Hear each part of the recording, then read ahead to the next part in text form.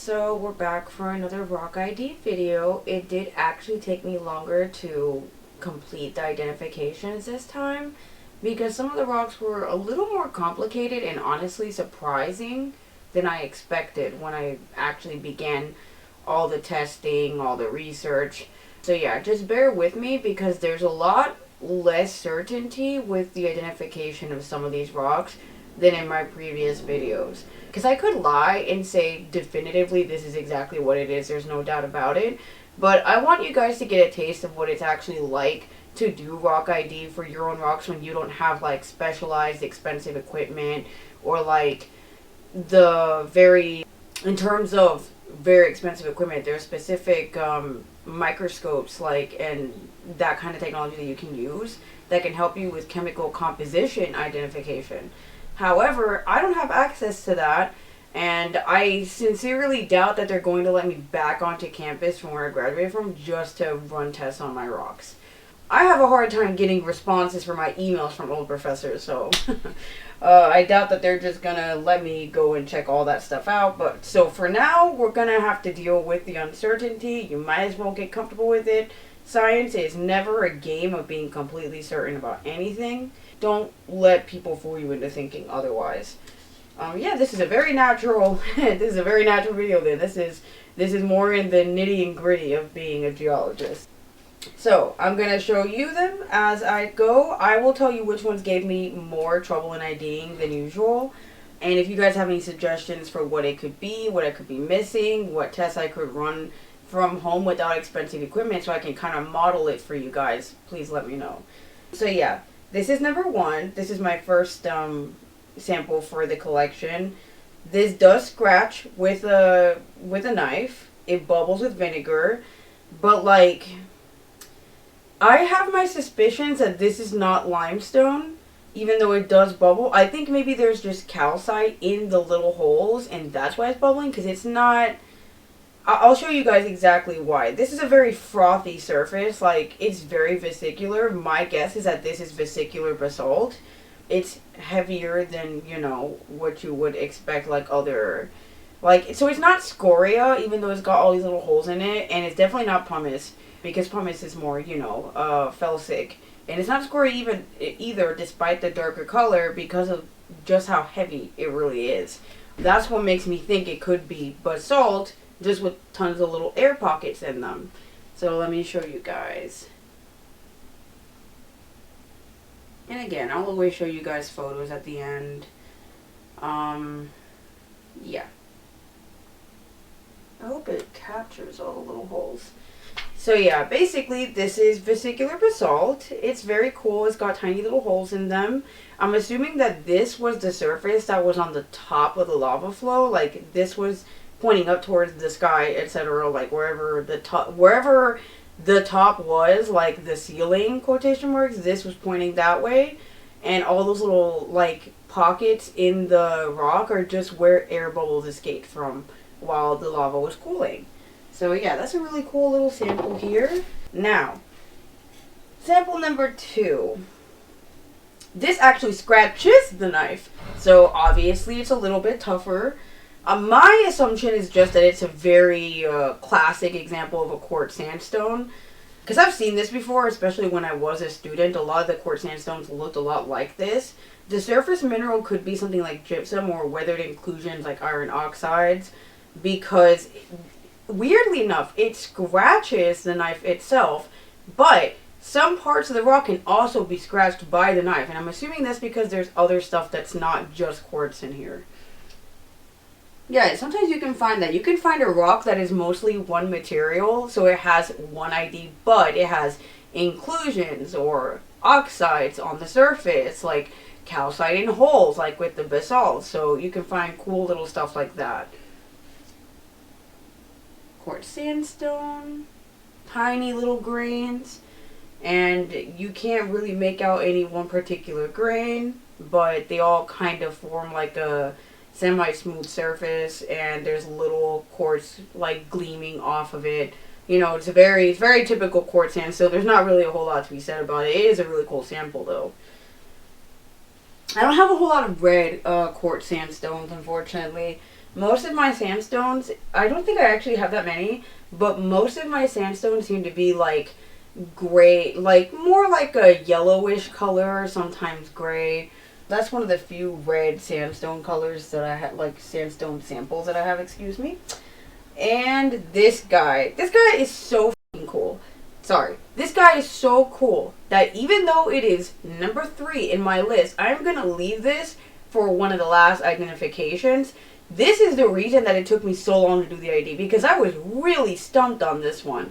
So I will leave that for last. And it's actually it looks like I've got 2 samples of the same kind of rock there, which is really cool if it is what I think it is, but I will get back to that. Now, this sample, this is number 4. This is just the order that I did them in. I just numbered it to make it easier for myself. You know, you find little methods that work for you for these types of videos. So this is scratched by the knife. It fizzes. It's just a classic example of limestone, I think. So I've told you guys already that limestone can have different colors. Pure calcite tends to be a lighter color, but limestone with biological inclusions in it tends to be a grayer color. I think this is one of the latter. I dropped this in the vinegar by accident because I was actually only trying to hold it halfway in and the whole thing started fizzing. So I immediately knew that it was limestone just because of that. And that's my limestone sample. Now, 5. Where are you, 5? 5 is the other sample, the cool rock. So I'm actually moving on to sample 6. Here we go. 6 is also pretty interesting. This one also took me a while. Wow, I really struggled with the rocks in my collection today because the ones I picked out were all weird. Like, none of them were straightforward. So this guy is either a spiderweb obsidian or a shungite. So a shungite is basically just like a carbon-rich rock that is apparently found more commonly in Russia. It's just a really cool guy, or it's a spiderweb obsidian, which is, you know, exactly what it sounds like. Obsidian with little white, like, spiderweb, like, tendrils along the surface.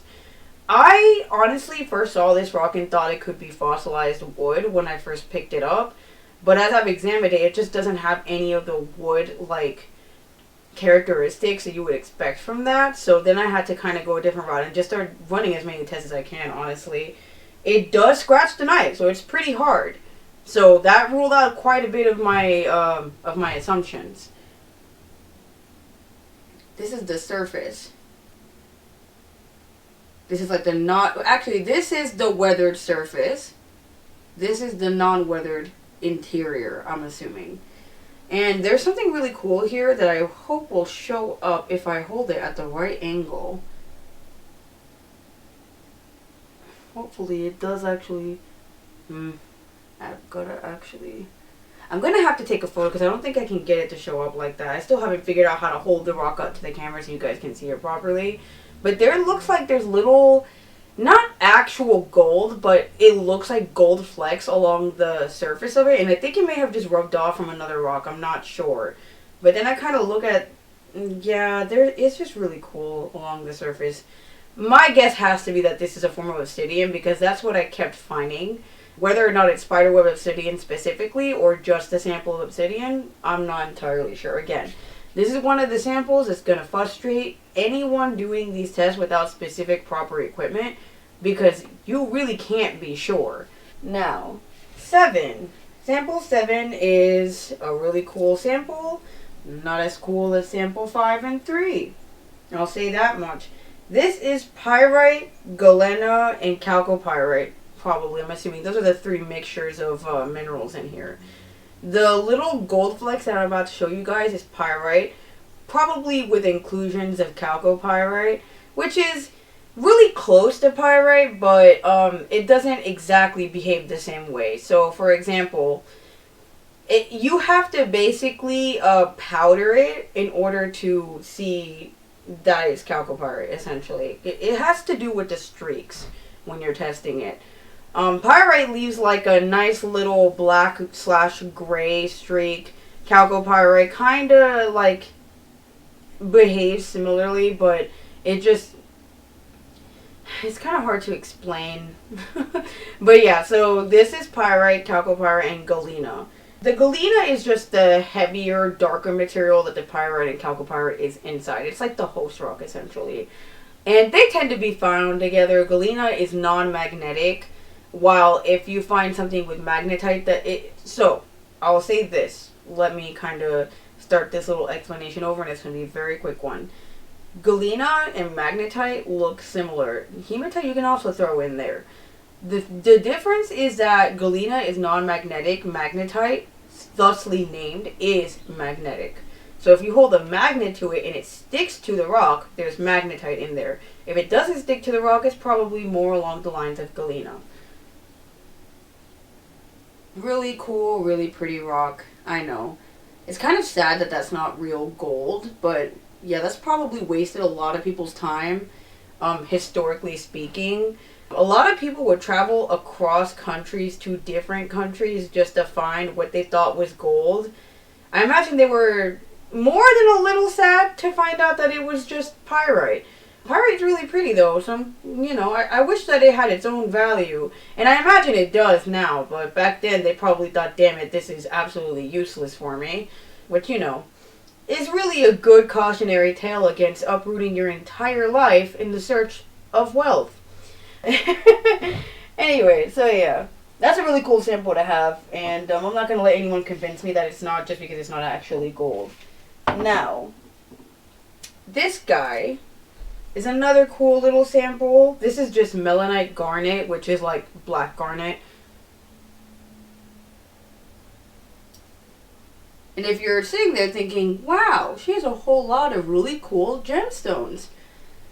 Yeah, that's kind of, that's not necessarily all because of my stellar geologic technique of going out there and finding the best rocks.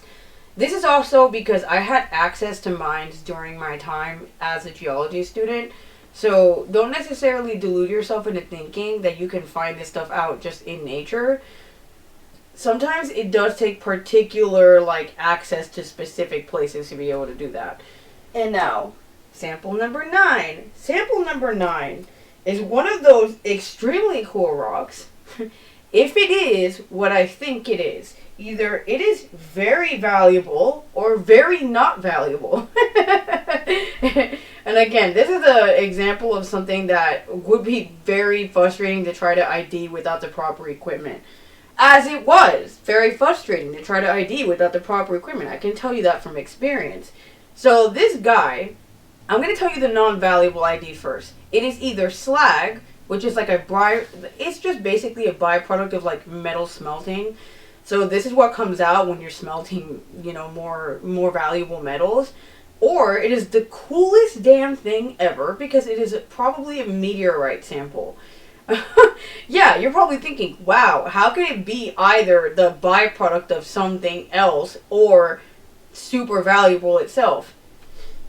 That's how, I don't know, these things just happen sometimes. My guess, because this is the thing that I kept finding out, is it could be a lunar meteorite because those tend to have this specific collection of what I'm seeing here. Or it could even be a Martian meteorite. I very much doubt it, honestly. Let me not be cynical. It could be valuable. I'm just not used to actually accepting that something I have could be that high value because I'm the one who found it. And I did not find this, I don't think, in a mine. So, from my recollection, I think I found this out and about. Could be wrong. My memory could be doing me a disservice, but I don't think I found it in any particular mine. I don't even think I found it in a cave. So there's that. So yeah, I'll show you guys.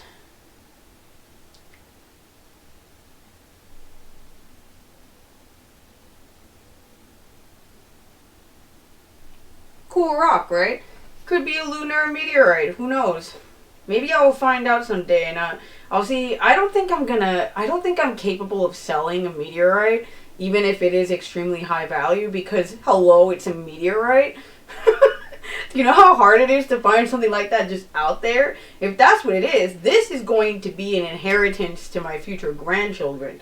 But yeah, and then they'll probably be like, wow, your grandma was such a good geologist that she found a meteorite. I'm not going to tell them that it was not intentional. I was not looking for it, and I did not make any money off of it. I think my grandkids will be very disappointed to know that. Maybe they can sell it. Who knows? But yeah, I will make a little note. There's this little very dark black material here. It is extremely soft. It can be scratched so deep by a knife, which makes me think it could be slag, honestly. And honestly, it's also, but you can't scratch it with your fingernail. I'll say that much. It will not scratch with your fingernail. It just scratches extremely deep with steel. And then it's kind of sticky. The black material kind of tries to cling to your skin. So yeah, anyone's guess, honestly. Maybe one day I'll be able to get better equipment to be able to better inform you guys about the much more valuable rocks that I have, but right now is not the time for it. And now, this is sample 10. Sample 10 is probably just slag. I'm going to be honest with you, I think I have several samples of slag. Because it's just a hodgepodge, like it's a hodgepodge mix of like little different collections of rocks. At first I thought it could be like some kind of conglomerate or what we call like a granola bar rock, which you tend to find just out and about. But I'm not sure anymore because it's just not really, it's kind of weird, you know? But I like it. I like how weird it is, even if it's not that valuable.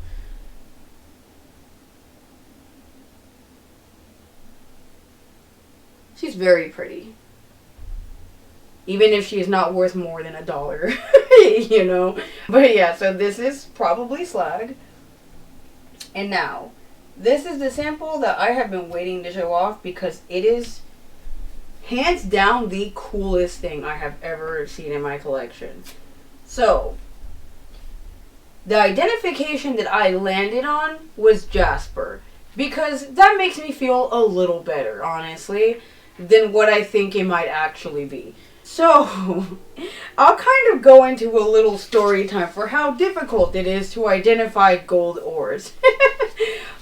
Gold ores are very difficult to identify if you do not have the right equipment or the ability to crush and then pan the gold in your sample, right? A gold ore is basically, it tends to be, obviously, you find it in other rocks. You're not just going to find gold just littered on the ground as you will. So, when I first saw this rock, I thought it was quartz. I thought it was marble, if I'm going to be honest with you, because of how hard it is and how shiny it is. And how it kind of seems to be, like, slightly, you know, like, there's little collections of color bands, like, darker color bands amongst the gold and, like, not gold, orange and, like, yellow color of the rest of the rock. So I'll show you guys what I'm working with here. This is a really cool sample, right? So I thought it could be, you know, marble. And then I started to really look at it. It doesn't fizz even a little, right? Which marble might not fizz, but usually it does. It has got at least a little bit of calcite still left in there that hasn't been metamorphosed yet. But it wasn't fizzing. So I was like, okay, well, maybe I'll just put that idea aside as a possibility if I don't find anything else. And then I really started to look around. And when I put it in the vinegar that I was testing it with, some little dark pieces started to fleck off. And I was like, why is it so dirty suddenly? Because, you know, I clean my samples before I put them up on my shelves. I don't just take them right from the ground and then throw them up there and there's just dirt everywhere. But for whatever reason, I just thought, And so then I tried, you know, checking it out, cross-referencing it with the internet, taking photos. Essentially, this is the longest part of my research, is seeing, aside, when I run all my tests of, like, acidity or reaction to acidity, if it's magnetic, if it's scratched by a knife or if it scratches a knife, all that kind of stuff. Then eventually I start kind of running cross-referencing, like, searches and being like, alright, so this is what I'm finding. What could it be? And I kept getting the same result just from the pictures alone, that it looks like quartz with some kind of ore. Specifically, it's a quartz with a gold ore. And I was like, there is no way that there's gold in this rock. You know? I don't recall where I found it, but again, it goes back to the other sample I was talking about. I don't think I found it in a mine, and I didn't find it in a cave. So normally you don't just find gold willy-nilly when you're just walking around, unless you're in specific places, I suppose. I don't know what's going on in other places in the world. But so obviously I had my kind of doubts about that, and I still have my doubts about it, which is why I settled on jasper, because that's less scary. Because just imagine having a piece of gold in your collection for years and you didn't even know that you could be, you know, slightly, who knows, more wealthy than you are at the moment.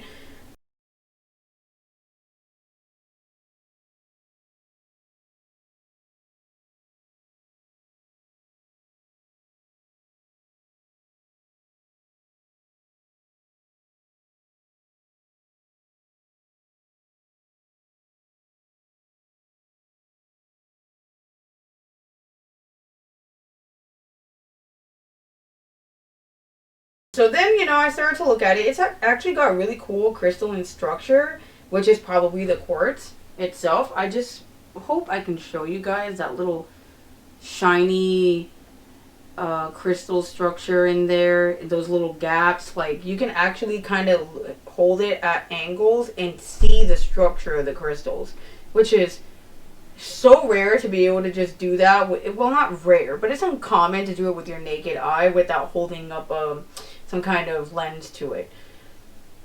So yeah, this is really cool. The thing that it kept flagging as a gold ore were the little black veins that you see throughout, like the little darker colored veins. And I'll show you guys an example. And it's got quite a bit, right? So obviously I kind of was sitting there like, I don't really... So this is a very hard rock. It is not scratched, and not even as a joke, by a knife. It refuses to be scratched by anything. And it is very, very heavy. For how big it is, this rock is quite heavy. And it's very shiny and smooth edges. So I think those are the quartz parts. It doesn't bubble whatsoever in acid. Like, not even a little bit. And so then obviously I kind of had to start cross-referencing it, but every single cross-reference that I did just kept pointing back to gold. You know what I mean? Gold ore, gold ore, gold ore, or some type of ore deposit. And I'm thinking that's kind of freaking me out right now because I don't like having something that valuable in my collection. You know, people have murdered each other for this, right? So like, if it is what I think it is, right? So I am gonna have to put a pin on this. Right now I'm gonna say jasper / some kind of chalcedony, but I will see if I can go get this like officially tested to see what it actually is. And if it really is a gold ore, then I will let you guys know exactly what the value of this amount is that I can get out of this. Unless it's a scary number that suddenly puts my life in danger, in which case you will never hear about this rock again. This is another of this sample is basically the same rock. So it's like two samples. One a lot smaller, and one a lot bigger. Well, not a lot bigger, but yeah. So these are the two samples that I have to go get officially tested. They're exactly the same sample. I can tell just by looking at them and kind of examining them from different angles. I don't know where I got these rocks from, guys. I'm genuinely blanking on where I got these from. So yeah, I will get these tested officially. I will get back to you guys. I will not confirm how much it is worth if it is higher than 10K. If it is worth anything, if it's not just... Well, jasper and chalcedony are worth things too, but I don't think they're worth as much as gold.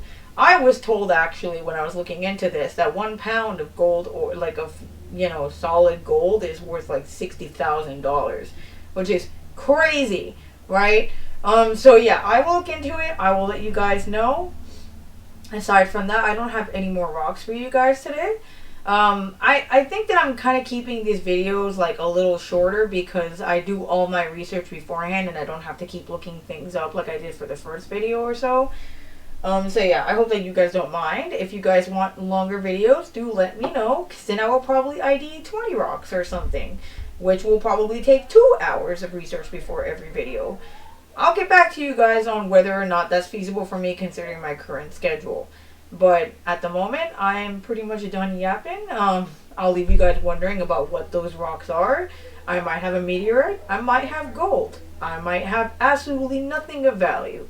I'll let you guys know in a future video. And of course, thank you for coming. Well, thank you for sitting and watching me look through rocks and yap about them for like 10-15 minutes. Of course, if you guys ever have any questions or comments or concerns, I don't know what concerns you could have, but if you do, let me know. And, thank you for being here. I've already said that. Stay curious.